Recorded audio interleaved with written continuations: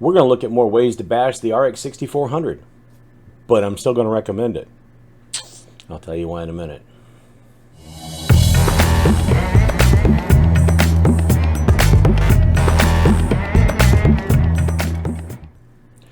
Okay, so this started a week ago, 2 weeks ago, however long it was. We were talking about the 11400F that I just got from Intel. It's an i5 11400F, 6-core, 12-thread processor, and we were going to test that against the 10105F, which is 4-core, 8-thread. Now, obviously, this is going to do better performance-wise, and we kind of bore that out. But one of the other things that I wanted to test, and what we're going to do here, is the 10105F operates on PCI 3.0, which means that all of that, the bus speed, all the information, all the data that travels at a certain speed, PCI 4.0 effectively doubles that speed, and that's what the 11400 runs on. It doubles that data speed. Now, that's important when you have things like NVMe drives, some video cards, which we're going to talk about in a moment, and some other things that make processing a lot faster, a lot more efficient, a lot easier. In some cases, it takes less power to do that.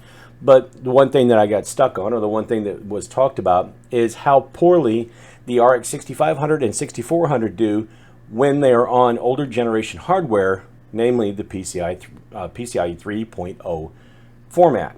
The reason why is because this card is built very differently to handle data speeds. It's built differently than some of your other traditional video cards. Most video cards will have a 16 lane bus. So, you're taking that 4 times 4, it's 16. So imagine, if you will, you've got your favorite toll road. Nobody has a favorite toll road. But say you've got your favorite toll road and you have 16 lanes across there.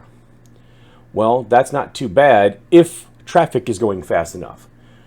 So, you're moving along, you got 16 lanes of traffic, maybe it's 15 miles an hour average, you're going to pass through there okay because there's 16 lanes of traffic. The RX 6500 and 6400 basically say, nope, we're going to do that in 4 lanes. However, we're going to do it much faster. That still might be okay, except for the older generation hardware is still operating at that 15 miles an hour, so it's still going slower. So you've got 1/4 of the lanes that you're trying to travel, but you're still going at the same speed. So it really, really hampers the amount of data that can flow at any one time. Now, add to that the fact that this card has one thing that just is not in its favor at all, and that's because it has 4 gig of memory on board. Now, the memory on a video card, many people know, some people that might not, anytime you're trying to create pictures, videos, any kind of image or something like that, all those data points, all that information, all of that is held in that memory, so it doesn't have to keep going back and forth to the rest of the computer, the CPU or anything like that, to try to get that information somewhere. Now, there is a process that eventually AMD, Intel, NVIDIA are all going to take advantage of, where they will be able to directly get that information from the hard drive or the SSD, which would make it very convenient because you don't have to have as much of that VRAM. There will be some things that will come directly from there, so it doesn't have to store as much, but we're not there yet. So we're hampered in 2 ways with the 10105F, and that's because it has a slower data speed to begin with, PCI 3, and because it only has 4 gig of RAM. Now, your games like Far Cry 6, Forza Horizon 5, Cyberpunk 2077, a lot of those, anything with a number? Maybe not. A lot of those newer titles that are running on DirectX 12 and above, anything probably within the last year or younger, does a lot of times use more VRAM, or it needs more VRAM to be able to run at higher resolutions. And by higher resolutions, I mean 1080p. So you can run at something like 900p or 720p low with a card like this with 4 gig. And some older hardware, you might have a 1070 laying around. You might have a 1650 laying around that might have less. It might have 6 gig, or it might have 4 gig, or whatever. You might have an older one that only has 2 gig. You're going to have to lower your settings quite a bit. This becomes very, very evident when you're switching back and forth between something that's older like a PCI 3.0 lane and a 4.0 lane. So this card really takes it on the chin twice. And I'm not sure why. I know it's got to be cost cutting. I know it's got to be some kind of savings along there somewhere. I'm not an AMD engineer. I can't tell you why. But now you're wondering, but if you're talking about all this, why are you still going to recommend it? Well, in this case, the 6400 is pretty much right now just about your best value for a low profile card. So if you're rebuilding one of those Dell Optiplexes that are the slim lines, or you've got something that's a small form factor and you've got a tight space and you're trying to put a video card, this does become a decent option. I'm not going to say great, but I'm going to say a decent option. You might be able to find a 1050 Ti low profile or something like that on eBay a little bit cheaper, or maybe a 1650. But this is retailing right now. It's still too much in my eyes. It's retailing between like 159 and 179, which is, like I said, still too much. But it is something that you can get your hands on. Now, when we start doing the benchmark test, I did 1080p and I did 1440p for each of the titles that we're looking at. And I've added a couple extra titles in that I hadn't been doing before, but I got enough information to show you guys. So that's what we're going to go ahead and take a look at. We're always going to start with Shadow of the Tomb Raider. In 1440p, big difference. You almost expect that because of the difference in the speed of the data and that you're limited to the 4 gig. That 1440p running on older hardware is just going to suffer. It's not going to do very well at all. So between about 45 and 75% difference. But in 1080p, didn't make that big of a difference. It surprised me a little bit coming out of the gate. With Borderlands, again, there was a big difference at 1440p. It was kind of mixed, back and forth at 1080p. But something like Far Cry 5, it's fairly well optimized to run on, it looks like, pretty much anything. It didn't really make a difference at all. Now, Far Cry 6, next generation, or next game, stepped up. It's not optimized the same way that Far Cry 5 was, and so you see a big difference in 1440p, and this case you see a pretty decent sized difference as well in 1080p. So it's not optimized for either, even though this is a new game with a new card, and you've got, still same old problems.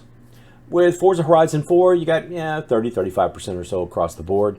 And Forza Horizon 5, new game, 100% better. And I say that kind of like flippantly, but literally 100% better playing on the 1440p and 1080p with the updated generation. Now, you do also have to keep in mind that we've got 2 more cores and 4 more threads in here, but that didn't make nearly as much difference as hampering with the 4 gig of VRAM and the fact that the bus speeds are faster. World War Z, we went back to that, no appreciable difference. So again, sort of like Far Cry 5, there wasn't a big difference there.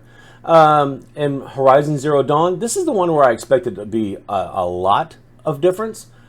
And there really wasn't. It was about 10% or so with 1440p, about 20% with 1080p. That's usually the one where all your other tests go swimmingly, and that's the one that brings you to your knees, or at least when I do my testing, it's the one that always brings me back to reality, and I'm like totally scratching my head. And in this case, maybe a little bit too. Maybe because that is an older title. Who knows? I also went ahead and added Assassin's Creed Valhalla, and it's about 20% at 1440p. And a little bit of a difference at 1080p. So even though it's a newer game, similar to Forza Horizon 5 and Far Cry 6, they're newer games. Valhalla is just a little bit older, but I would have expected maybe a bigger difference like those games than I do with this. I did try to test Cyberpunk. I did get what I think are bad results with the 10105, so I have to go back and retest that. I don't have that to show. But going back and looking at CSGO, there's about a 70% increase in CSGO. So, and I just did CSGO at, I believe it was 1080p high. So again, the card is not, I'm not going to say it's not horrible. It's not horrible. It's still kind of bad. Still kind of pricier, more pricey than it should be. It costs more than it should. And it's hampered by quite a few things. But if you've got a newer generation CPU, it's maybe not so bad. Now, one of the things, or a couple of things that I did mention in the video where I was talking about the 11400F, when I ran this 6400 with the 11400, I didn't have near the temperature problems that I did when I was running that 11400 with the RX 6600 XT. I believe more so than anything, because of the bottleneck of the GPU in this case, the CPU didn't have any kind of issues. I don't think it was really stressed at any one time, and definitely not enough to kick the heat up like it was with the 6600 XT. So this 6400, my final words on it, I don't know. I don't know if this will even be my final words. But if you're going to use this, you got two use cases. Either use it with newer generation. If you're building something and you've got a placeholder that you need, and you've got a mid-range Ryzen 5000 or 11th or 12th gen Intel, maybe that's not a horrible way to go there. Or if you've got a low profile, if you've got a smaller computer and you're trying to fit it into a box somewhere, and you've got to make that room, and you are looking for a decent card. I'm not going to say great. Even in this case, it's a decent card. But one of the things I might try to do with Danny D is I might go ahead and update Danny D with a 5600, Ryzen 5 5600, with another motherboard, because the motherboard that's in it is a B450, so that's not going to work. And so I might see how it fares against, oh no, that would just be unfair, because right now that's got a 3060 Ti in it, and it would stomp the curb. That poor 6400 would, like, yeah, then we'd be doing a whole different type of video, and YouTube might not like me at all. Unnecessary, that V word, it sounds like violins. Yeah, anyway, so but yeah, this card, if you got to buy it and you've got some other stuff around it, or you have a special need or a need case for it, or there is a case for this card. General use and general purpose, that ain't the case. And I don't care what kind of case you're trying to put it in. That ain't the case. So what's the purpose of this video? I don't guess there is one. I was just curious, and I wanted to see what this RX 6400 would do compared with the 10th gen and the 11th gen Intel. Similar mid-range budget type, and I wanted to see how big of a difference it made. Now, it did make the PCI 3 to PCI 4 made a difference, but by far the biggest difference was, or the hardest thing on this card, was not how fast the bus speed was.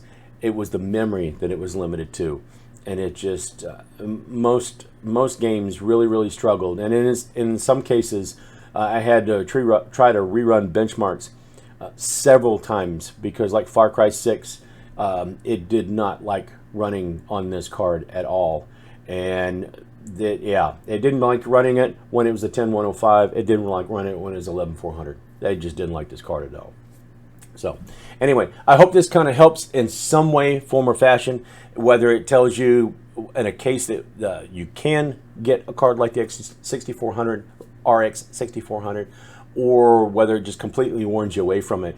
But my thoughts on it are, if you have a regular size build and you've got maybe a 10th generation Intel or maybe a Ryzen 3000 series, find yourself a decent used RTX 20 series, or maybe an inexpensive 30 series, or go with the 6600 looks really good right now. That RX 6600, that's still a pretty good deal. I would spend the extra little bit of money to get that, because you're going to be far more pleased with the results.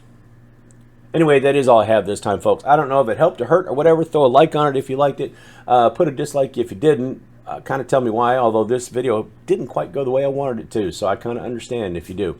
Don't forget to hit me up on the other socials. And the last thing I'm going to ask you to do today is just be good to somebody. Random person. Doesn't matter who it is. It doesn't matter if you know them or not. If it's a friend of yours, do something nice. If it's somebody you don't even know, hold the door open, smile, say hi.